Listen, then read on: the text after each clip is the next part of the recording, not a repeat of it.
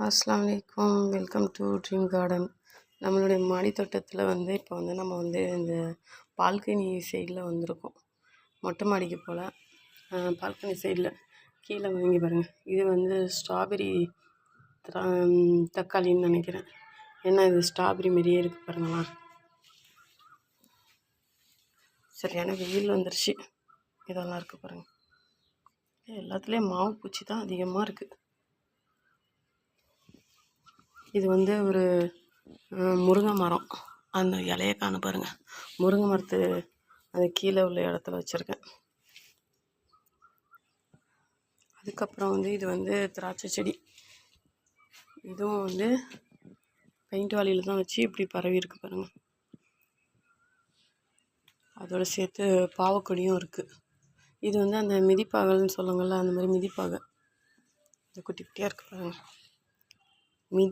மிதிப்பாகல்னு சொல்கிறதுக்கு மினிப்பாகல்னு சொல்லலாம். இங்கே பாருங்கள், குட்டி குட்டியாக. இது நித்திய கல்யாணி பூ. இது ட்ராகன். ஒரு காய் கூட வைக்கல இன்னும் வச்சத்துலேருந்து. இது எப்படியும் ஒரு 2 வருஷம் 3 வருஷம் கிட்ட ஆகுது. இதோட கட்டிங்ஸ் எடுத்து தான் நான் இதோ இங்கே வச்சுருக்கேன் பாருங்கள். சூப்பராக துளுத்து வருது. உங்களுக்கு தெரியும்னு நினைக்கிறேன். இதில் ஒன்று வச்சுருக்கேன். அதுக்கப்புறம் இது கத்திரி நிறைய கொத்து கொத்தாக பூ வைக்கிது. அப்போனா இது கொத்து கத்திரியாக தான் இருக்கும். கொத்து கத்திரி போல் அதான் கொத்து கொத்தாக பூ வைக்கிது. இதெல்லாம் ரோஸ் செடி. இது எல்லாத்தையும் க்ரோம் பண்ணி விடணும். மொட்டு வச்சுருக்கு பாருங்கள். நிறைய மொட்டு இருக்குது அந்த சைடெல்லாம். ஆனால் பறிக்கிறதில்ல பூ, அதுவே பூத்து கொட்டிடுது.